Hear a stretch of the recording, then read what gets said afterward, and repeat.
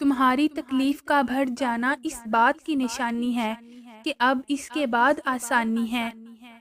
جب اللہ بے نمازی کی دعا قبول کرتا ہے تو وہ اپنی لاڈلی عبادت تہجد میں مانگی ہوئی تمہاری دعا کیوں رد کرے گا؟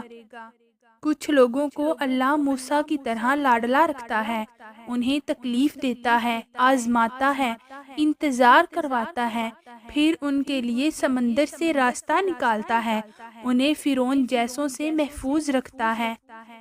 ہو سکتا ہے جو تم نے کھویا ہے اسی کو تمہارے حق میں بہتر بنا کر تمہیں دے دیا جائے۔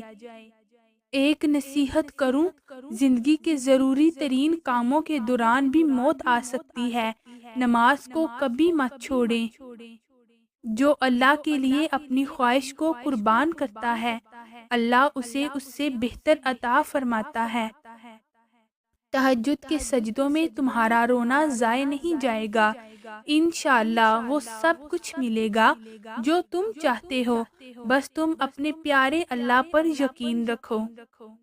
بس اپنے رب پر بھروسہ رکھو، وہ تمہاری من پسند چیز تم تک لائے گا مقررہ وقت پر اور تم حیران رہ جاؤ گے۔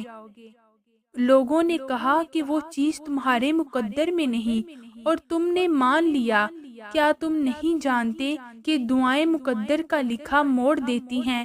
اپنے رب پر توکل کر کے تو دیکھو۔ راستے دکھائی نہیں دے رہے، اہم نہیں، اہم یہ ہے کہ آپ کا یقین ہو کہ میرا اللہ راستے بنانے پر قادر ہے اور وہ ضرور راستے بنائے گا۔ نصیب ہار جاتا ہے لیکن دعائیں ہمیشہ جیت جاتی ہیں، بس یقین کے ساتھ اللہ سے مانگتے رہو، وہ رب تمہیں کبھی مایوس نہیں ہونے دے گا، انشاءاللہ۔